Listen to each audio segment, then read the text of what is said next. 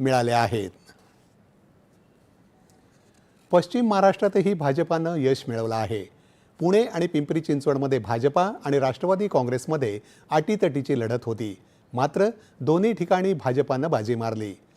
कोल्हापूर महानगरपालिकेवर महायुतीनं 45 जागा मिळवत वर्चस्व मिळवलं आहे। महायुतीत भाजपानं 26, शिवसेना 15 आणि राष्ट्रवादी काँग्रेसनं 4 जागा मिळवल्या आहेत, तर काँग्रेसला 34 आणि शिवसेना उबाठा पक्षाला केवळ एका जागेवर समाधान मानावं लागलं। तर पहिल्यांदाच महापालिका निवडणुकीत उतरलेल्या जनसुराज्य पक्षानं 1 जागा मिळाली आहे। 29 पैकी कोल्हापूर या एकमेव महापालिकेत महायुतीतील 3ही पक्ष एकत्र लढले होते।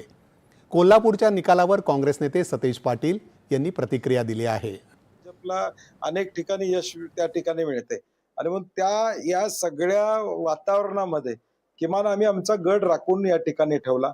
लातूरमध्ये काँग्रेस आणि वंचित आघाडी अमित देशमुखांच्या नेतृत्वाखाली त्यांनी झेंडा त्या ठिकाणी लावलेला आहे आणि म्हणून मला वाटतं ताकदीनं महाराष्ट्रामध्ये आम्ही जिथं शक्य आहे तिथं लढवण्याचा प्रयत्न केला आणि एकूण निकाल आता तुम्ही महाराष्ट्राचा बघितला तर एक आता कन्फर्म झालंय की या महाराष्ट्रामध्ये भाजपच्या विरोधात पक्ष कोणतं, काँग्रेस।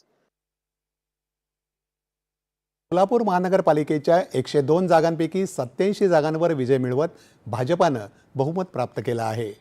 MIMला 8 जागा मिळाल्या, तर शिवसेना 4, काँग्रेस 2 आणि राष्ट्रवादी काँग्रेसला 1 जागा मिळाली आहे। इचलकरंजीमध्ये इतर पक्षांनी मिळून 10 जागांवर आघाडी घेतली आहे, त्यापाठोपाठ भाजपानं 4 जागांवर आघाडी घेतली आहे।